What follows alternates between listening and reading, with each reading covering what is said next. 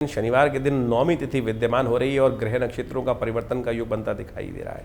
केतु के साथ जाके चंद्रमा का योग जो बनता दिखाई दे रहा है वो कहीं ना कहीं आपकी राशि के दृष्टिकोण से आपके मनोमस्तिष्क के विचारों को बहुत ज़बरदस्त तरीके से हवा देने की तरफ आगे चलेगा और हवा में विचार उड़ते दिखाई देंगे और कहीं ना कहीं आपकी सोच ऐसी हो सकती है जो किसी ने नहीं सोचा है। आने वाले 2-3 दिन आप में नए नए विचार कहीं ना कहीं उत्पन्न होने के योग बनते दिखाई दे रहे हैं। बस भ्रम में मत फंसना, इस बात का ध्यान रखना। कई बार भ्रम की स्थिति में एक व्यक्ति क्या होता है, वो अपने वास्तविक तौर पर ऊंचा विचार उठने के चक्कर में उस पृथ्वी को समझ नहीं पाता है, तो उसको पहचानते हुए कार्य करना पराक्रम अच्छा है। शारीरिक बल दौर्बल्य को कहीं नहीं स्थिति नहीं है। शनि इन दिनों थोड़े से कहीं ना कहीं मंगल के साथ फंसे हुए हैं, तो आपकी राशि के दृष्टिकोण से इस शनि को थोड़ा मनाते हुए चलो। तो आपकी राशि के दृष्टिकोण से एक उपाय हम बताएं आपके लिए सबसे अच्छा ये रहेगा कि थोड़ा तिल का तेल ले जाकर उसमें थोड़ा सा सुगंधित द्रव्य मिला लीजिए।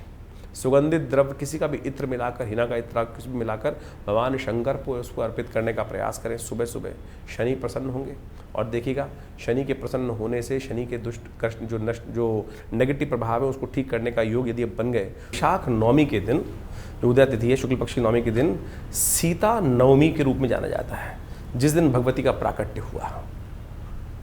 कहाँ से प्राकट्य हुआ? शास्त्र में कथा बड़ी अद्भुत है कि भगवती का प्राकट्य जो हुआ है वो पृथ्वी से हुआ है। महाराज जनक के यहाँ अकाल पड़ा, भीषण अकाल पड़ा, और भीषण अकाल पड़ते हुए कुछ भी चीज़ समझ में नहीं आ रही थी। सब प्रयोग जो थे वो निष्फल होते चले जा रहे थे, मेघ बरस ही नहीं रहे थे पूरे राज्य में। कहा जाता है क्या किया जाए, तो उन्होंने पूरा का पूरा राजाओं ने, ऋषियों ने कहा कि आपको राजा को स्वयं अपने हाथ से हल जोतना चाहिए। घटना क्या हुई, जब हल जोत रहे थे तो वो फल जो था हल का वो कहीं ना कहीं एक घड़े में फंस गया, और उस घड़े के माध्यम को जब देखा उन्होंने जाकर, तो वहाँ एक कन्या रूप में बालक था। वो कन्या को जब देखा तो वो, उसकी कथा बहुत पुरानी है, अनेक प्रकार से, जो हरि अनंत हरि कथा अनंता। तो भगवती का प्राकट्य वहीं से माना जाता है। पृथ्वी भूमि की कन्या के रूप में भगवती का प्राकट्य हुआ। और सत्य माने प्रकृति घटना देखें, अगर वर्षा हो जाती तो कहीं ना कहीं कुछ अशुभ स्थिति बन सकती थी, और उसी चीज़ को रोकने के लिए कैसा मेघ भी बुद्धिमान थे कि नहीं, वर्षा नहीं होनी है। तो ऐसे में इस सुंदर घटना को वर्णित किया गया। इस दिन भगवती सीता का सुंदर पूजन करते हुए शास्त्र में वर्णन किया गया कि उनका पूजन करना चाहिए।